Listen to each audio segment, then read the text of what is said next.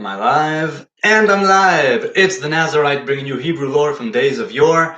In this week's Torah portion, Shemini, after 7 days of preparing the priests and Moses being in the tabernacle, acting as a kind of priest, the priests Aaron and his sons are anointed and consecrated.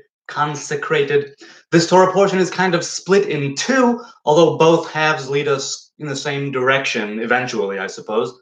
So the first part of it speaks of the first time when the priests were sort of on their own and the fire of God came down and took the sacrifices, and when all the celebration was going on of dedicating the temple, the tabernacle, tragedy strikes in the middle of that when two of Aaron's oldest sons, the two older out of the four boys he had, they burn incense.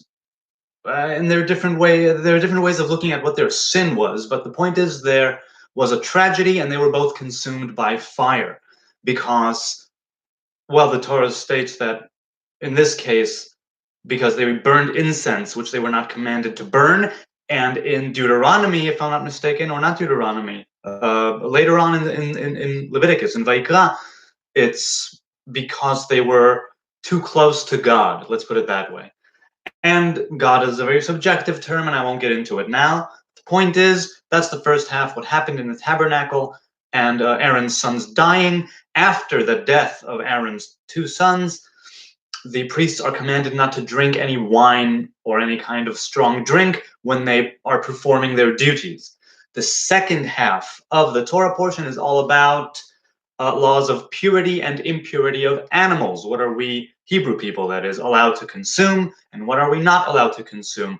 The other nations can consume whatever they desire. The Torah specifies for those who keep it, and those who are part of the people of Israel, that certain things in the sky, sea, and land are edible, and certain ones are not. And there are ways of making these animals edible and preparing them in such a way which allows them to be consumed by the children of Israel. Also, what's known as the laws of kashrut, something being kosher or not kosher. So, and that one's pretty straightforward at the surface. It's very physical. These two kinds of halves, the tabernacle and the first day and the tragedy that strikes, and the laws of purity and impurity of food, they both guide us in the same direction because eventually towards the end of the Torah portion, there's this kind of religious dictum, this biblical dictum rather, that appears, I think, for the first time. There are several variants of this throughout the scripture. I think this is the first time where it's spoken just so, where God says, you should make yourselves holy and be holy because I, your God, am holy. So holiness, as I've said before, is literally separation, segregation. Making something sacred means setting it aside in a way. That's what being holy is. As I mentioned in the recent ego video, I'll link it down there. It's not about purity or impurity, cleanliness or uncleanliness. It's about something which has its roots not in the physical and the material, and that which can be clean or not clean without that duality. Holiness is a place where there is no duality because its root is not one of duality. It gets to the physical world, but it's also not of the physical world. Holiness, segregation, separation. So how do these both show us in the how do these two halves of the Torah portion guide us towards that path? So one of the theories is that the sons of Aaron, Nadav and Avihu, which perished in that fire when they brought the incense that they were not meant to bring, or rather that they were not commanded to bring, it sort of says that even within everything, even in your most joyous of days, when you're so spiritually uplifted and emotionally, you're feeling amazing, there's still order.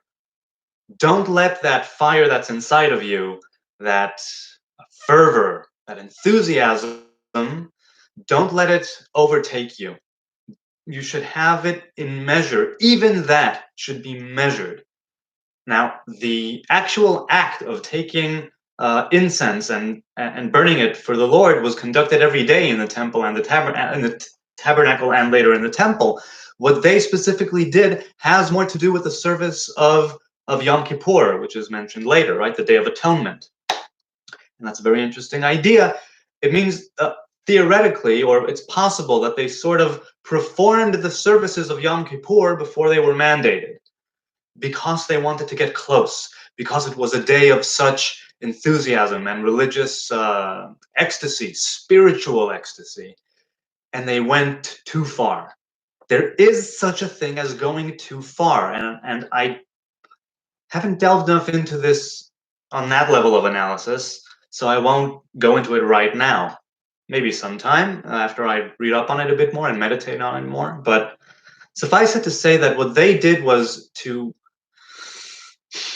their cup, right, runneth over, and their vessel could not hold it anymore. Something was broken. They did something that they were not commanded. And as I've mentioned in previous videos leading up to this one, the tabernacle, the services, the rituals, the conduct was very precise. The priests had to be dressed in a certain way. They had to stand in a certain way and perform certain acts and duties. You know, have the different beasts that were slaughtered, animals rather, facing certain directions. Apart, you know, I mean, everything, all the geometric, all the sacred geometry that has to do with the tabernacle and later in the temple. Everything, the numbers of things, it's all very precise. What the priests think of when they slaughter, what the priests are meditating on when they throw the blood on the altar. It's all very precise. And what Nadav and Avihu, Aaron's sons, his two oldest sons, what they did was, it was not a calculated move. So for whatever reason, you can look at it negatively or positively, and the Torah does both, I guess. They were consumed by fire because they couldn't keep something in check, because, again, what I just said, I'm not going to repeat it. And there are different commentaries on why that happened, how it happened, and what that means. You can read up on it. It's a wonderful thing to investigate. The second thing is the list of pure and impure animals, right? Land, sea, and sky. What can we eat? What can we not eat? Why is there even a question? Why are there certain things we can eat and certain things we cannot eat? And I posed this question to my oldest boy when we were going through the Torah portion throughout the week. I asked him, why do you think the Torah says you can eat this but not eat that? And he thinks about it for a few seconds and he goes, because it's something we're putting into our body. And I said, yeah, that's precisely right. The Torah at some point in the portion says, don't ruin your spiritual element, what's called a nefesh. It's not exactly a soul. It's a lower level soul, if you will, that's more connected to the physical. It's traditionally in the blood, this kind of metaphysical thing. Not precisely a divine soul, but it can corrupt it. The Torah says, don't corrupt your bodies and your nefesh, don't corrupt the spiritual element you have inside of you by consuming things which are unclean. Now, I'm not talking physically unclean, and that's precisely the point. Even though it's things that you put into your body and that obviously do affect your body for better or worse, because you're consuming them, it has to do more with what you do with that body. It has more to do with, even though it does strengthen you and give you sustenance, and so theoretically, because it does the body good, you should consider it to be a good thing. It's food, right? It gives you energy, helps you live and survive to better serve, blah, blah, blah. Even then, there are certain rules. There's order. Don't think that you can take everything you want from this world. You could aim to do that, but be aware that certain things that you do to your body could be harming it. Certain things that you do to that spiritual element inside of you, that nefesh, can be harming it. So when I say that it's pointing us in the same direction, I mean that I guess it's about self-awareness. If you have a lot of this real ecstasy going on inside of you, you need to keep it in check sometimes. There's a time and a place later on, like I said, that same ritual of incense burning was mandated to be done one time, one day of the year by the high priest on a certain date, the Day of Atonement. And they did it when the tabernacle was first dedicated on that 8th day in this Torah portion. Aaron's oldest sons, they did something that was essentially right, but they did not give it the right time and place. Likewise, when you consume things, when you eat things and drink things, you are seemingly doing the work that should be done. You are in human form and you need food and drink, so you're getting it. What seems to be the problem? Thing is, you also need to give that the right time and the right place. You need to be aware of your spiritual and mental sort of ecstasy and fervor and enthusiasm, and you need to be aware of what physical elements of food and sustenance you're putting into your body. Now, I know this as a vegan as well. I've been a vegan for many years now, pretty much, and before that, a vegetarian. And I really do believe that the body is a temple. We are meant to treat it as a temple. And this is precisely right. The second part with the laws of kashrut, the holy, the pure and the impure, they facilitate, in a way, they make the basis for holiness. They create a vessel in, the human body being a vessel.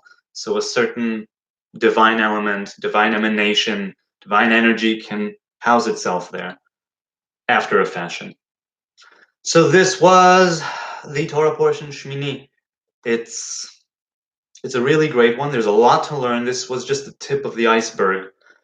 There are so many things here that I do want to talk about. I'll do it a different time. Let's have a wonderful weekend. God bless.